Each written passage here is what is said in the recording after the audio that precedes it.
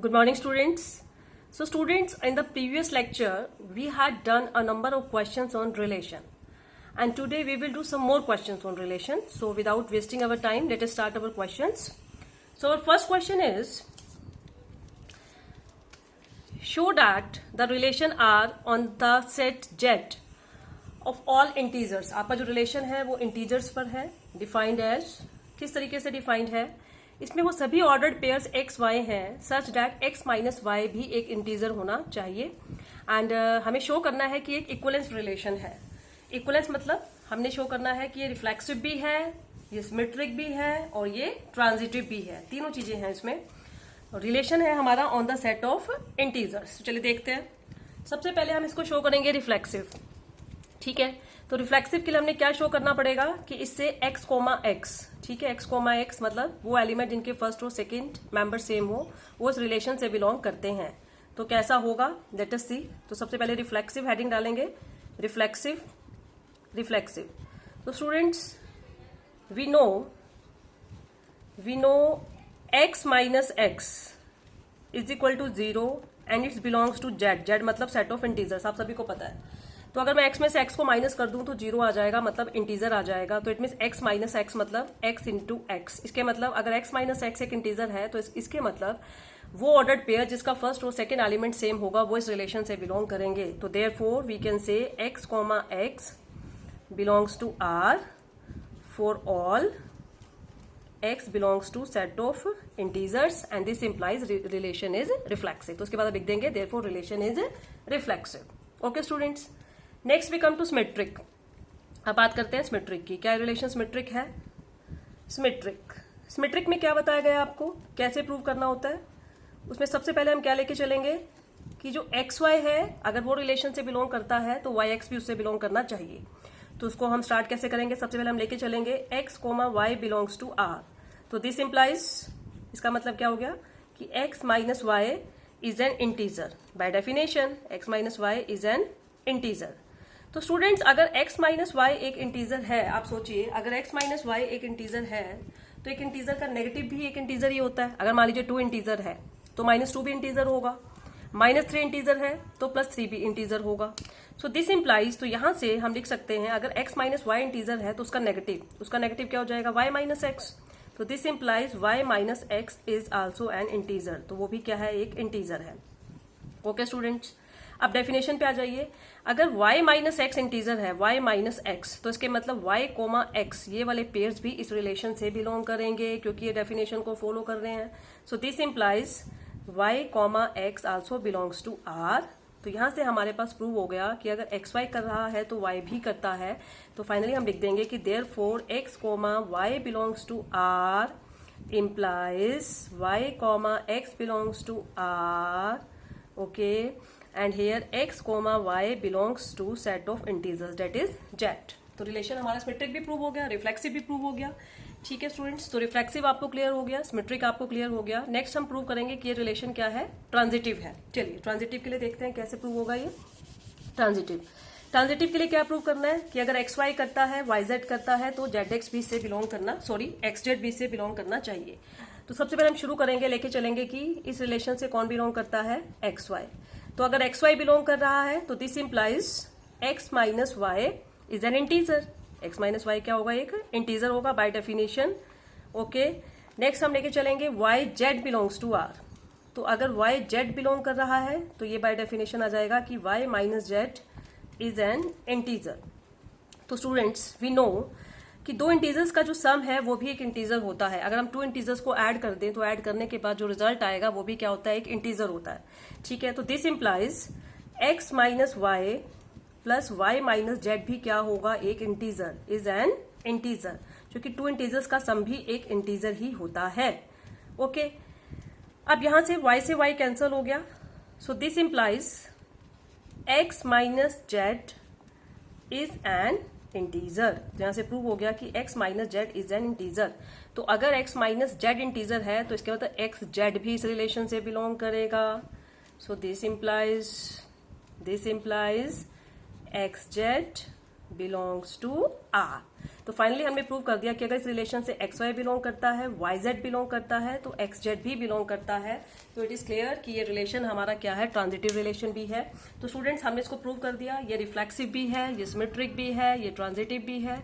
तो it means this relation is an equivalence relation. तो हमने यही प्रूव करना था। चलिए let us move to our next question. So next question क्या है देखते हैं। So the next question is show that the relation R in the set A. Relation आपका सेट ए पर है जिसमें 5 एलिमेंट्स हैं, 1 2 3 4 5। किस तरीके से डिफाइंड है, इसमें वो सभी ऑर्डर्ड पेयर्स हैं such that A minus B का जो मोड है, मोड इज डिविजिबल बाय 2। ठीक है, वो 2 से डिवाइड हो जाता है। तो आपने प्रूव करना है कि इक्विवेलेंस रिलेशन है। तो स्टूडेंट बिल्कुल वैसे ही करेंगे जैसे अभी करें हमने क्वेश्चंस। सबसे पहले रिफ्लेक्सिव प्रूव करेंगे। तो फर्स्ट ऑफ ऑल रिफ्लेक्सिव, तो रिफ्लेक्सिव के लिए वही सेम चीज, इससे कौन से पेयर्स बिलोंग करने चाहिए, ए टाइप देख लेते हैं। तो इसमें सबसे पहले लिखेंगे कि we know mod A minus A is equal to 0। आपको पता है 0 तो हर एक नंबर से डिवाइड हो जाता है, तो 0 तो 2 से डिवाइड हो ही जाएगा। तो 0 is divisible by 2, 0 is divisible by 2। तो बाय डेफिनेशन यू कैन सी कि यहाँ पे मैंने b की जगह a रख दिया है, तो उसके मतलब a minus A 0 and 0 is divisible by 2। It means a comma a type के जो ऑर्डर्ड पेयर्स हैं वो इससे बिलोंग करेंगे। तो therefore a comma a belongs to r for all a belongs to a, जो आपका सेट a है जिस पर है। ठीक है, तो this implies relation is reflexive. तो इससे प्रूव हो गया कि हमारा रिलेशन क्या है, रिफ्लेक्सिव है। चलिए अब बात करते हैं सिमेट्रिक की। सिमेट्रिक भी प्रूव करना है हमने इसको। सिमेट्रिक, तो सिमेट्रिक के लिए वही सेम, पहले लेकर चलेंगे कि ए बी करता है, फिर दिखा देंगे कि बी ए बी करता है। तो सबसे पहले लेकर चलेंगे कि A B belongs to R. So this implies mod A minus B is divisible by 2। Mod A minus B is divisible by 2। अब सोचिए अगर मोड ए माइनस बी अगर डिविजिबल बाय 2 है, तो आप ये सोचिए क्या मोड बी माइनस ए भी डिविजिबल बाय 2 होगा? ऑब्वियसली। अब सोचिए कि अगर मान लीजिए मैंने कहा कि मोड 2 से डिवाइड हो जाता है, तो मोड ऑफ माइनस 2 भी 2 से डिवाइड हो जाएगा। मतलब अगर इसका मैं नेगेटिव भी कर दूं अंदर, तब भी वो तो 2 से तो डिवाइड हो ही जाएगा, क्योंकि मोड ऑफ माइनस 2 भी क्या होता है, 2 ही होता है। तो अगर mod of A minus B divisible by 2 है, तो mod of B minus A भी डिविजिबल बाय 2 होगा। Okay students, so I can write here this implies अगर mod A minus B divisible by 2 है, तो from here mod B minus A is divisible by 2। Mod b minus A is divisible by 2। तो mode b minus ए अगर divisible by 2 है, तो by definition देखिए अब यहाँ पे b माइनस ए हो गया है, तो ऑर्डर पेयर क्या बन गया, b ए। तो इसके अंदर b ए भी इस रिलेशन से बिलोंग करेगा। So this implies b comma A belongs to r। तो फाइनली आपके पास प्रूव हो गया कि therefore A B belongs to r implies b a belongs to r, okay, and here a comma b belongs to set a। तो finally आपका prove हो गया कि रिलेशन सिमेट्रिक भी है। तो रिफ्लेक्सिव भी हो गया, सिमेट्रिक भी हो गया। Now come to transitive. ठीक है, ट्रांजिटिव जैसे ही प्रूव होगा तो इक्विवेलेंस प्रूव हो जाएगा। चलिए ट्रांजिटिव देखते हैं, ट्रांजिटिव कैसे प्रूव करेंगे इसको। तो स्टूडेंट्स इक्विवेलेंस के लिए आपको प्रूव करना होता है कि वो रिफ्लेक्सिव भी हो, वो सिमेट्रिक भी हो, वो ट्रांजिटिव भी हो। चलिए ट्रांजिटिव देखते हैं। तो ट्रांजिटिव के लिए सेम वही कंडीशन, ट्रांजिटिव। तो सबसे पहले लेके चलेंगे AB belongs to R, AB belongs to R. So this implies mod A minus B is divisible by 2. Mod A minus B is divisible by 2. Next लेके चलेंगे कि BC belongs to R. Then this implies mod B minus C is divisible by 2. Okay students. तो students you can see अगर mod A minus B divisible by 2 है, अगर mod B minus C divisible by 2 है, सोच के देखिए आप, अगर मोड ऑफ 2 डिविजिबल बाय 2 है ऑब्वियसली होगा। मोड ऑफ 4 भी क्या है, डिविजिबल बाय 2 है, पता है आपको। तो अगर इन दोनों को हम ऐड कर दें, दैट इज 2 + 4 का अगर मोड कर दें, तो वो मोड 6 आएगा, वो भी क्या आएगा, डिविजिबल बाय 2। तो सिमिलरली यहाँ पे अगर mod A minus B divisible by 2 है, mod B minus C divisible by 2 है, तो जो अंदर दोनों नंबर्स लिखे हुए हैं उन दोनों के सम का जो मोड है वो भी किससे डिवाइड हो जाएगा, 2 से। तो यहाँ पे लिख सकते हैं this implies, so this implies mod A minus B plus B minus C is divisible by 2 and this implies B से B cancel हो जाएगा and this implies mod A minus C is divisible by 2। तो student you can see from definition पे आ जाइए, mod a minus C. तो a minus C divisible by 2, it means आपके पास ऑर्डर्ड पेयर ए सी भी इस रिलेशन R से बिलोंग करेगा। तो we can write here this implies a comma C belongs to R। तो स्टूडेंट फाइनली हमने प्रूव कर दिया कि अगर ए बी करता है, बी सी करता है, तो कौन कर रहा है यहाँ पे, ए सी भी इस रिलेशन से बिलोंग करता है। तो यहाँ पर प्रूव हो गया कि ये रिलेशन ट्रांजिटिव भी है। तो स्टूडेंट रिलेशन रिफ्लेक्सिव भी है, सिमेट्रिक भी है, ट्रांजिटिव भी है। तो फाइनली प्रूव हो गया कि ये रिलेशन क्या है, एक इक्विवेलेंस रिलेशन। चलिए let us move to the next question. So next question है, yes, next question is let S is a relation on set R. ठीक है, आर मतलब set of real numbers, defined by, किस तरीके से defined है, इसमें वो सभी ऑर्डर्ड पेयर्स हैं सच दैट उन ऑर्डर्ड पेयर्स के फर्स्ट और सेकंड मेंबर्स के स्क्वायर्स का जो सम है वो 1 है। जो स्क्वायर्स का जो सम है वो क्या है, 1 है। और आपको ये प्रूव करना है कि ये इक्विवेलेंस रिलेशन नहीं है। तो आपको प्रूव करना है कि इक्विवेलेंस रिलेशन नहीं है, तो इट मीन्स ये कहीं ना कहीं या तो रिफ्लेक्सिव या सिमेट्रिक या ट्रांजिटिव, जो 3 कंडीशंस है उसमें से या तो किसी एक कंडीशन को फुलफिल नहीं करेगा, या 2 को, या फिर तीनों को। तो 1 बाय 1 चेक कर लेते हैं। तो सबसे पहले रिफ्लेक्सिव चेक कर लेते हैं, रिफ्लेक्सिव रिलेशन।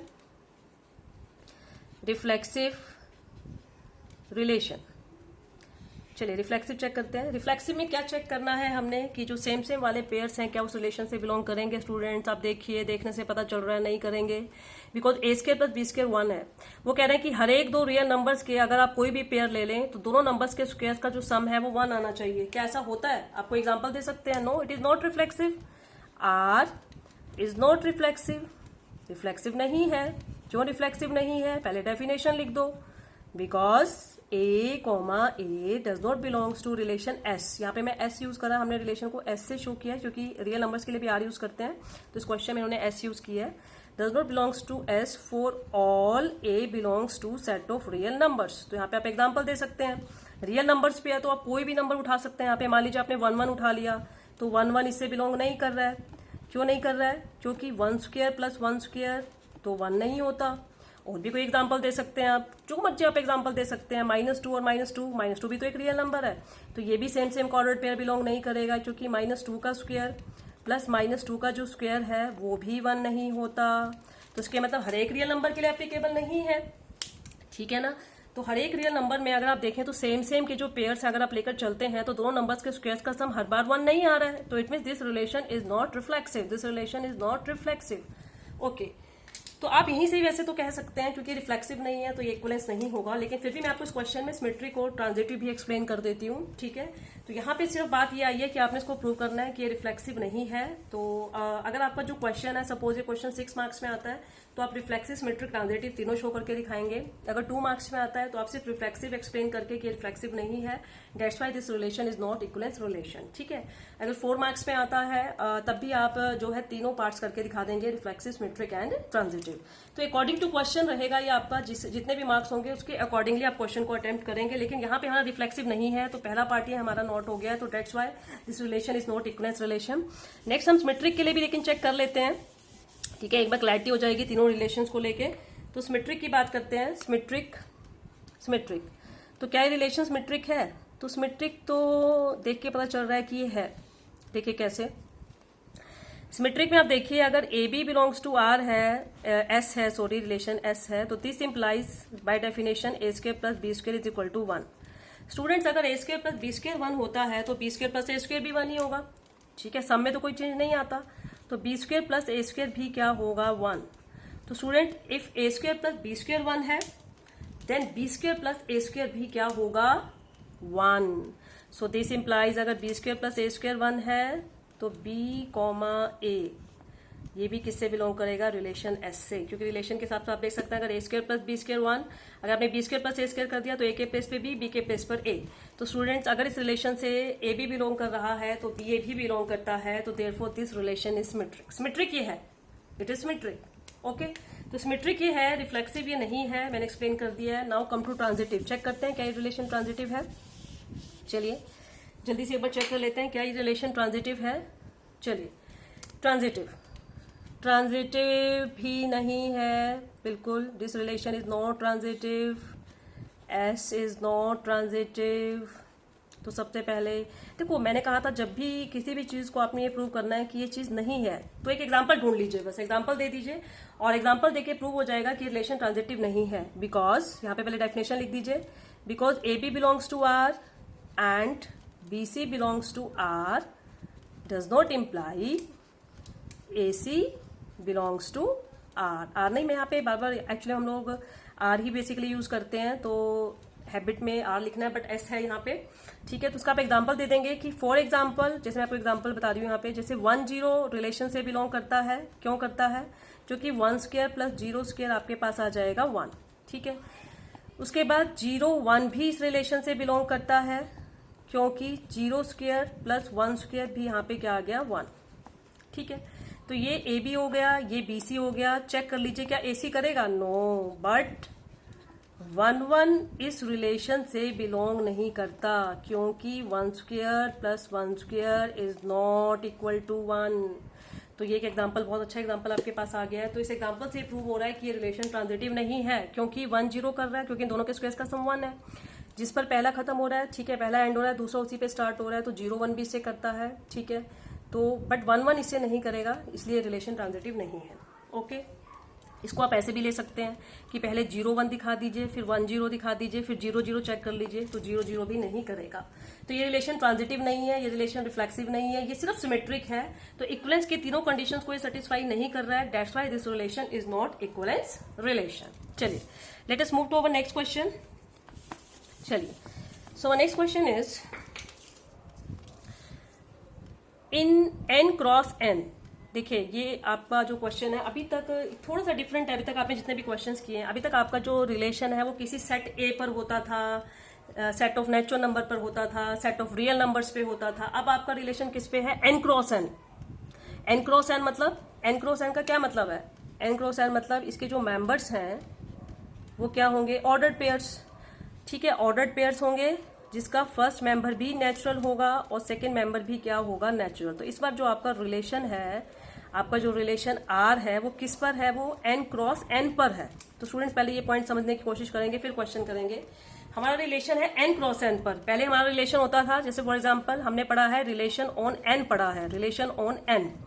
तो जब आपका रिलेशन ऑन n होता था तो उसमें क्या बताया गया था कि उसमें होता था कि उस रिलेशन में जो भी ऑर्डर्ड पेयर्स होंगे, जैसे ए बी, तो उसका फर्स्ट मेंबर भी नेचुरल होगा, सेकंड मेंबर भी क्या होगा? नेचुरल, क्योंकि रिलेशन n पर है। अब आपका रिलेशन किस पे है? n क्रॉस n पर है।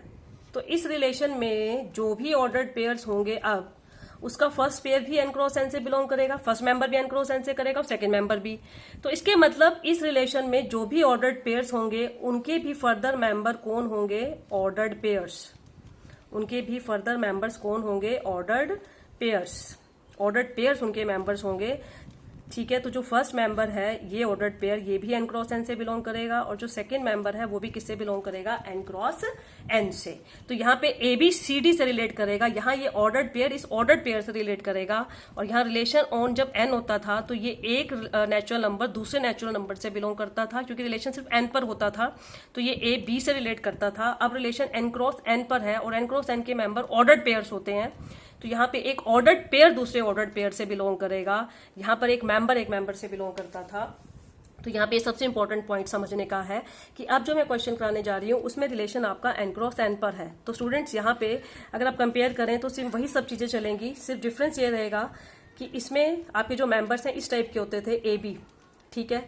तो रिफ्लेक्सिव के लिए आप क्या दिखाते थे? अगर आपको उसको रिफ्लेक्सिव दिखाना होता था तो उसमें आप क्या शो करते थे कि ए टाइप के मेंबर्स बिलोंग करने चाहिए, ठीक है ना। रिलेशन से रिफ्लेक्सिव के लिए आप ये शो करते थे। अगर इसमें रिफ्लेक्सिव शो करना है तो क्या दिखाना पड़ेगा? A B type, A B type, मतलब इसमें ये दिखाना पड़ेगा कि जो ए बी है वो ए बी से ही रिलेट करता है। अगर रिफ्लेक्सिव दिखाना है तो क्या दिखाना है? ए बी से ही रिलेट करता है, जैसे इसमें दिखाते थे ए से रिलेट करता है, ठीक है। इसमें जैसे सिमेट्रिक दिखाना होता था तो इसमें सिमेट्रिक में क्या दिखाते थे कि अगर ए बी करता है तो बी ए बी करेगा, अगर ए बी करता है तो बी ए बी करेगा। इसमें क्या होगा? अगर ए बी सी डी करता है, मतलब अगर ए बी सी डी से रिलेट करता है तो सी डी भी ए बी से रिलेट करना चाहिए। मतलब यहाँ पे ये पूरा ए का काम कर रहा है, ठीक है, और ये पूरा किसका रोल प्ले कर रहा है? बी का, अगर आप दोनों को कंपेयर करें, ठीक है।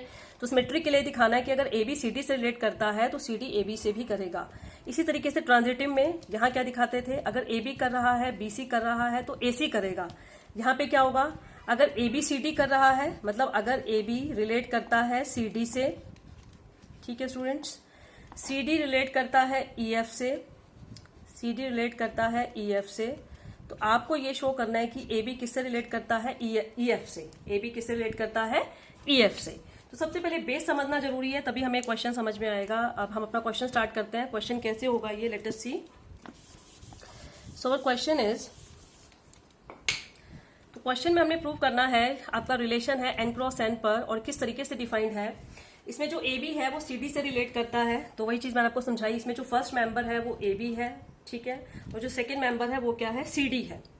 तो फर्स्ट मेंबर सेकंड मेंबर से कब रिलेट करेगा, if and only if A D is equal to B C, if only if A D is equal to B C, that is जो फर्स्ट मेंबर का जो ऑर्डर्ड पेयर है, ठीक है, उसका जो फर्स्ट मेंबर है और जो सेकंड आपका ऑर्डर्ड पेयर है उसका जो सेकंड मेंबर है, उनका जो प्रोडक्ट है वो किसके इक्वल होना चाहिए, बी सी के। तो आपने प्रूव करना है कि इक्वलेंस रिलेशन है।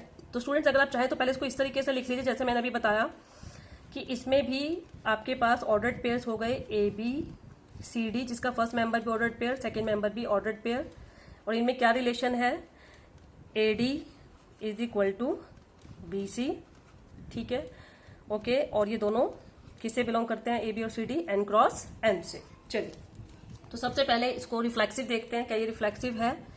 चलिए रिफ्लेक्सिव चेक करने के लिए क्या प्रूव करना पड़ेगा कि ए बी से ही रिलेट करता है। हाँ जी, क्या ए बी से रिलेट करेगा, यस। इसमें सबसे पहले हम लिखेंगे कि we know A B is equal to B A, we know A B is equal to B, हमें पता भी है ए बी किसके इक्वल होता है, बी ए के, ठीक है। अब चेक करके देखिए कि किस तरीके से रिलेट कर रहे हैं, पहले का फर्स्ट और दूसरे का लास्ट का product, that is A D. तो हमें पता है ए बी ए के इक्वल होता है, तो देयरफॉर जो ए बी है वो किससे रिलेट करेगा, ए बी से। आप चेक कर लीजिए ए बी किससे रिलेट करेगा, ए बी से, क्योंकि पहले का फर्स्ट और दूसरे का लास्ट का product that is A B is equal to B A आ रहा है ना, A B is equal to B A आ रहा है, तो हमें पता है A B is equal to B A, तो देयरफॉर ए बी किससे रिलेट करेगा, ए बी बाय डेफिनेशन। तो इसके मतलब ये रिलेशन क्या हो गया आपका, रिफ्लेक्सिव। तो देयरफॉर आर इज रिफ्लेक्सिव। ये आपकी एक्सप्लेनेशन कंप्लीट होगी, हमारा रिलेशन क्या हो गया, रिफ्लेक्सिव। तो देयरफॉर रिलेशन इज रिफ्लेक्सिव। चलिए नेक्स्ट चलते हैं, सिमेट्रिक चेक करते हैं क्या रिलेशन सिमेट्रिक है। चलिए सिमेट्रिक चेक कर लेते हैं।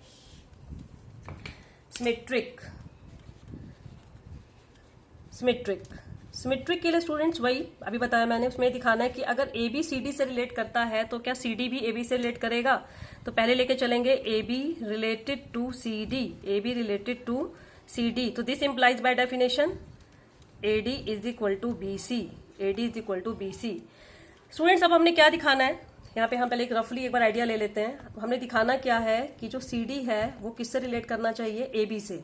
तो बाय डेफिनेशन हमारे पास क्या आना चाहिए, ठीक है, पहले का फर्स्ट और दूसरे का सेकेंड। जैसे सी बी हमारे पास किसके इक्वल आना चाहिए, डी ए के। तो पहले चेक कर लेते हैं क्या C B is equal to D A आ रहा है। अगर C B is equal to D A आएगा तो इसके मतलब सी डी ए बी से रिलेट करेगा। चलिए यहाँ से देख लेते हैं। अगर ए डी बी सी के इक्वल है तो दिस इंप्लाइज हम लिख सकते हैं B C is equal to A D, एक ही बात है, this implies B C is equal to A D. और दिस इंप्लाइज हम लिख सकते हैं C B is equal to D A, C B is equal to D A. तो ये अगर आप रफली का एक बार आइडिया ले लेंगे तो आपको क्लियर हो जाएगा कि हमें कहाँ पहुंचना है। तो हमारे पास आ गया C B is equal to D A, तो उससे क्लियर हो गया कि सी डी किससे रिलेट करता है, ए बी से। So this implies C D related to A B. तो स्टूडेंट इससे प्रूव हो गया कि अगर ए बी सी डी से रिलेट करता है तो सी डी किससे रिलेट कर रहा है, ए बी से। तो this implies this relation is symmetric, तो रिलेशन सिमेट्रिक भी है। चलिए नेक्स्ट चलते हैं ट्रांजिटिव पे, ट्रांजिटिव चेक कर लेते हैं क्या रिलेशन ट्रांजिटिव है। Let us check, is it transitive. Transitive के लिए अभी बताया मैंने आपको कैसे शुरुआत करनी है, कैसे हमने करना है। तो सबसे पहले हम लेके चलेंगे कि A B related to C D, ठीक है। अगर A B related to C D तो this implies A D is equal to B C. उसके बाद हम दिखाएंगे सी डी, मान लेके चलेंगे C D related to E F, C D related to E F. तो दिस इंप्लाइज वही डेफिनेशन, फर्स्ट का फर्स्ट और दूसरे का last, that is C F is equal to D E. तो स्टूडेंट्स यहाँ पे ए बी सी डी से रिलेट करता है, सी डी ई एफ से रिलेट करता है, तो हमने क्या दिखाना है, ए बी ई एफ से करता है। जैसे उसमें हम दिखाते हैं ना, ए बी करता है, बी सी करता है, तो ए सी करना चाहिए। तो ऐसे ही अगर ए बी सी डी से कर रहा है, सी डी ई एफ से कर रहा है, तो हमने क्या दिखाना है, ए बी ई एफ से कर रहा है। तो एक बार रफली पहले आइडिया लगा लेते हैं कि ए बी ई एफ से कब करेगा रिलेट, हम कहाँ पहुंच जाएंगे जब हम कहेंगे कि ए बी ई एफ से रिलेट कर रहा है। तो ए बी ई एफ से रिलेट कब करेगा, जब हमारे पास आ जाएगा A F is equal to B E. हमारे पास क्या आना चाहिए, A F is equal to B E. चलिए चेक करते हैं, क्या A F is equal to B E आएगा। Let us check. देखिए ये 2 पॉइंट आपको समझ में आ गए हैं। अब आपने करना क्या है, लेफ्ट लेफ्ट को मल्टीप्लाई कर दीजिए। ऑब्वियसली आप देखिए कि अगर हम कहते हैं कि 2 2 के इक्वल है, 3 3 के इक्वल है, तो ऑब्वियसली इन दोनों को मल्टीप्लाई करके 6 इज इक्वल टू 6 भी आएगा ही आएगा। तो इसी तरीके से अगर ये इसके इक्वल है, ये इसके इक्वल है, तो लेफ्ट लेफ्ट का मल्टीप्लीकेशन राइट राइट के मल्टीप्लीकेशन के इक्वल आएगा। तो therefore this implies A D C F is equal to B C D E. B C D E check कर लीजिए, जो भी कैंसिल हो रहा है, सी से सी कैंसिल हो रहा है, ठीक है, और डी से डी कैंसिल हो रहा है। सो दिस इंप्लाइज हमारे पास आ गया A F is equal to B E. यही हमें चाहिए था, आप देखिए यही चाहिए था, A F is equal to B E. तो इसे प्रूव हो गया A B related to E F. तो this implies A B related to E F. तो स्टूडेंट्स हमारा प्रूव हो गया A B related to E F. तो लेके चले थे A B related to C D related to E F, और हमारे पास आ गया A B related to E F. तो इट इज प्रूव्ड कि रिलेशन ट्रांजिटिव भी है, ठीक है। तो ये रिलेशन रिफ्लेक्सिव भी है, सिमेट्रिक भी है, ट्रांजिटिव भी है। तो फाइनली हमारा प्रूव हो गया this relation is equivalence relation. चलिए, तो स्टूडेंट्स ऑलमोस्ट सभी क्वेश्चंस हो चुके हैं हमारे, और अभी छोटे से 1-2 टॉपिक्स हैं बस वो करा के, और हमारा जो रिलेशन का पूरा चैप्टर है वो आज कंप्लीट हो जाएगा। तो छोटा सा टॉपिक है, देख लेते हैं जल्दी से। Partition of a set. नाम से पता चल रहा है एक सेट का पार्टीशन। एक सेट का पार्टीशन क्या होता है, what do you mean by partition of a set. तो let us see its definition. इसकी डेफिनेशन देखते हैं, डेफिनेशन क्या है। यू कैन सी कि सपोज आपके पास कोई सेट एक्स है, सपोज 1 to 10, इसमें 1 से लेकर 10 तक इसमें नेचुरल नंबर्स हैं, और मैंने इसके कुछ हिस्से बना लिए हैं। जैसे A1 एक सेट ले लिया, उसमें 1 to 7 ले लिया, A2 9 10, A3 में ले लिया 3 4 5 8 एंड A4 में 6। तो आप देख सकते हैं अगर हम A1 A2 A3 A4 को ध्यान से देखें तो ये चारों मिलकर 1 to 10 सभी एलिमेंट्स को कवर कर रहे हैं। देख सकते हैं 1 2 3 4 5, ठीक है, फिर ये 6 आ गया आपके पास, ठीक है, फिर 7, फिर 8, फिर 9, फिर 10। तो A को हम लिख सकते हैं एक सेट की फॉर्म में जिसमें A1 A2 A3 A4 ये चारों, ठीक है। तो ये जो हमारा सेट A आ गया, यहाँ पे हमने जो सेट A को ले लिया, एक एज ए सेट ले लिया जिसमें ये छोटे छोटे हिस्से आ गए हैं, A1 A2 A3 A4। This is known as partition of X, क्योंकि हमने एक सेट के छोटे छोटे पार्टीशंस कर दिए हैं, छोटे छोटे हिस्से कर दिए, और उन हिस्सों को हमने एक सेट की फॉर्म में लिख लिया है, एक सेट में इनक्लोज कर दिया है। तो this set A is known as partition of set X। तो बड़ा ही छोटा सा टॉपिक था, जिस आपको मालूम होना चाहिए बस इस टॉपिक के बारे में, कि वैसे इसका क्वेश्चन में कोई बहुत ज्यादा यूज नहीं है। तो एक सेट के पार्टीशन से हमारा क्या मतलब है, ये आपको क्लियर हो गया होगा। चलिए नेक्स्ट एक छोटा सा टॉपिक और करेंगे, इक्विवेलेंस क्लास। इक्विवेलेंस क्लास क्या होता है, चलिए इक्विवेलेंस क्लास क्या होता है पहले इसकी डेफिनेशन समझेंगे। सबसे पहले इक्विवेलेंस क्लास होती किसकी है, किसी भी सेट के एलिमेंट्स की होती है। इक्विवेलेंस क्लास क्या होती है एक बार देखते हैं इसकी definition. Let A is a non empty set. A आपके पास कोई नॉन एम्पटी सेट है, ठीक है, और आर उस पर कोई इक्विवेलेंस रिलेशन है, ठीक है। Then equivalence class of A, then equivalence class of A and here A belongs to A, ठीक है। रिलेशन आपका जिस सेट पर है उसी सेट का मैंने मेंबर लिया है यहाँ पे ए। तो उस जिस सेट पर हमारा रिलेशन होगा उस सेट के किसी भी मेंबर की जो इक्विवेलेंस क्लास है, उसको यहाँ पे स्मॉल ए मैंने जनरल ले लिया, वो कोई भी मेंबर हो सकता है, उसको हम डिनोट करते हैं ऐसे, स्क्वायर ब्रैकेट मैंने डाल दिया है, ठीक है, ऐसे हम उसको डिनोट करते हैं। एंड इज डिफाइंड एज, वो किस तरीके से डिफाइंड होता है वो, it is defined as a set of those elements of A. A के ही उन सभी मेंबर्स का सेट होता है जो कि उस ए से रिलेट करते हैं, जो कि उस ए से रिलेट करते हैं। आपका रिलेशन ए पर इक्विवेलेंस रिलेशन है, ठीक है, और ए सेट के किसी भी मेंबर की जो इक्विवेलेंस क्लास है वो क्या होगी, उस मेंबर, वो मेंबर बाकी जिन जिन मेंबर से रिलेट करता है, बाकी जिन जिन मेंबर से वो रिलेट करता है, उन मेंबर्स का जो सेट है वो होगा उस मेंबर की इक्विवेलेंस क्लास, उस मेंबर की इक्विवेलेंस क्लास। चलिए एक एग्जांपल से देखते हैं, आपको क्लियर हो जाएगा। लेट अस सी वन एग्जांपल। तो स्टूडेंट्स यू कैन सी यहाँ पे एक सेट ए है, उसमें एलिमेंट्स आपके पास 4, और यहाँ मैंने एक इक्विवेलेंस रिलेशन कंसीडर कर लिया है। Here R is an equivalence relation, और आपको इक्वलेंस क्लासेस लिखनी है 2 और 4 की, ठीक है। वैसे तो हम सभी एलिमेंट्स की लिख सकते हैं, पर इन्होंने सिर्फ 2 और 4 की पूछी है। तो 2 की इक्वलेंस क्लास लिखने के लिए पहले हम इसको ऐसे लिखेंगे, ऐसे स्क्वायर ब्रैकेट में इसको इनक्लोज कर देंगे, जैसे वहां पे इन जनरल हमने ए लिया था। तो स्टूडेंट्स आप ध्यान से देखिए सेट को, इस रिलेशन को, और देखिए 2 किस किस से रिलेट कर रहा है। मैंने बताया था आपको इसको कैसे पढ़ते हैं, 2 इज रिलेटेड टू 2, तो 2 एक तो 2 से रिलेट कर रहा है, 2 रिलेटेड टू 2। आगे बढ़िए, 2 और किससे रिलेट कर रहा है, 3 से, तो एक 3 आ जाएगा। और 2 किससे रिलेट करता है, 4 से। तो ये तीनों एलिमेंट से 2 रिलेट कर रहा है, तो ये आपके पास हो गई इक्वलेंस क्लास ऑफ 2। एक बार दोबारा से देख लेते हैं, एक 2 2 से रिलेट कर रहा है, एक 2 3 से रिलेट कर रहा है, और एक 2 4 से रिलेट कर रहा है। तो इक्वलेंस क्लास ऑफ 2 में आपके पास 3 एलिमेंट्स आ गए, 2 3 4। ऐसे अगर आपको इक्वलेंस क्लास ऑफ 4 निकालनी है तो ऐसे 4 की देख लेते हैं कि 4 से कौन कौन से एलिमेंट्स रिलेट कर रहे हैं। चलिए, 4 से एक 4 रिलेट करता है, ठीक है। एक 4 से कौन रिलेट कर रहा है, 3 रिलेट कर रहा है, और एक 4 से कौन रिलेट कर रहा है, 2। तो यही तीनों एलिमेंट्स आएंगे जो 4 से रिलेट कर रहे हैं, 2 3 4। तो ये आपके पास आ गई इक्वलेंस क्लास ऑफ 2, और ये आपके पास आ गई equivalence class of 4। Okay students, तो student it was all about of your topic relation. तो हमारा रिलेशन टॉपिक आज कंप्लीट हो गया है, मैक्सिमम क्वेश्चंस हम लोग कर चुके हैं। अब आप इजिली जो अगर आप एलिमेंट्स ऑफ मैथमेटिक्स की देखें तो आप सेकंड एक्सरसाइज बड़ी इजिली कंप्लीट कर सकते हैं। एनसीईआरटी में एक ही एक्सरसाइज है, वो भी आपकी कंप्लीट हो जाएगी। तो सारे अनसोल्ड क्वेश्चंस कीजिए अपनी नोटबुक में, और सोल्ड क्वेश्चन जो है उनको भी एक बार जरूर ट्राई कीजिए। ओके स्टूडेंट्स, तो नेक्स्ट टाइम अपन नेक्स्ट टॉपिक स्टार्ट करेंगे। तो students till next lecture, bye.